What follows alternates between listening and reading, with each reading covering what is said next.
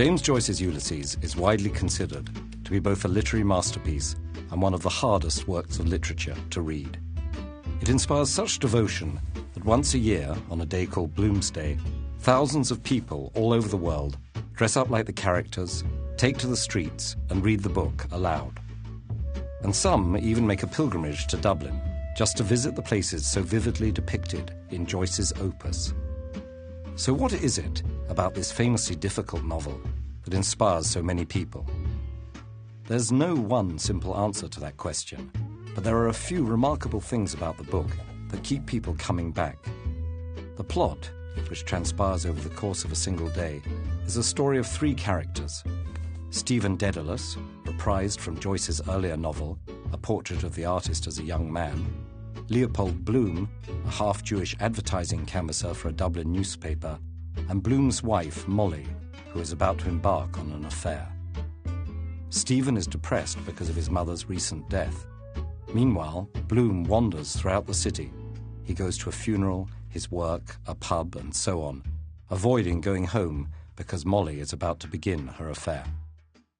Where it really starts to get interesting, though, is how the story is told.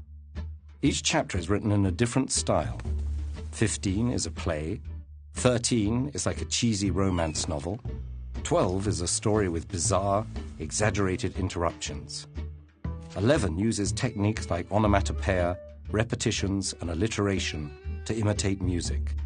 And 14 reproduces the evolution of English literary prose style from its beginnings in Anglo-Saxon right up to the 20th century.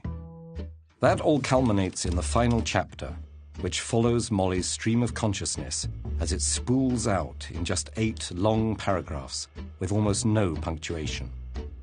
The range of styles Joyce uses in Ulysses is one of the things that makes it so difficult, but it also helps make it enjoyable.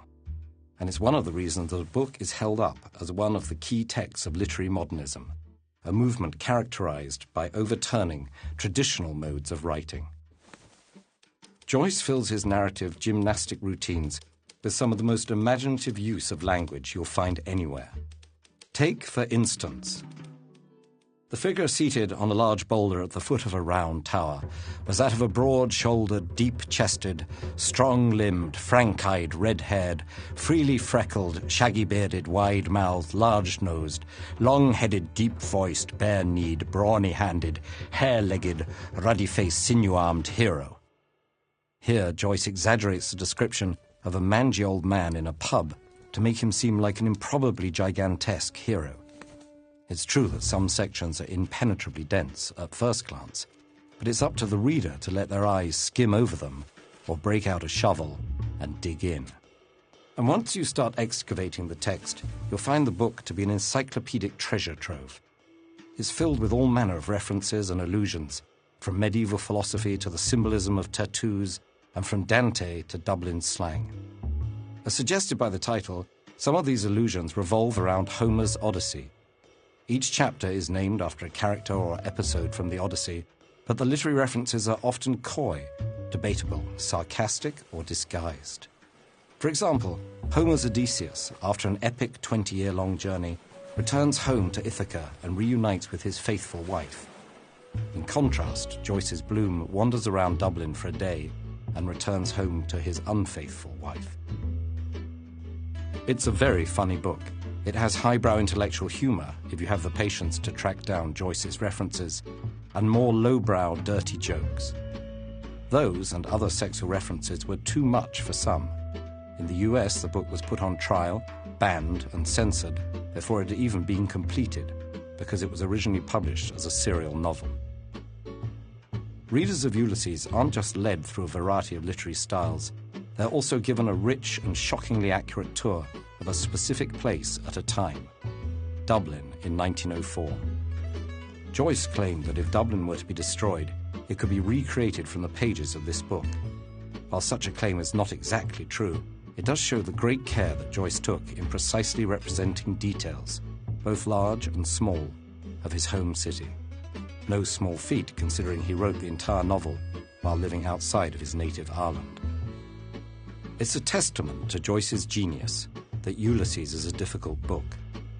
Some people find it impenetrable without a full book of annotations to help them understand what Joyce is even talking about.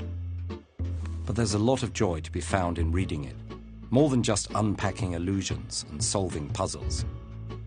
And if it's difficult, or frustrating, or funny, that's because life is all that and more.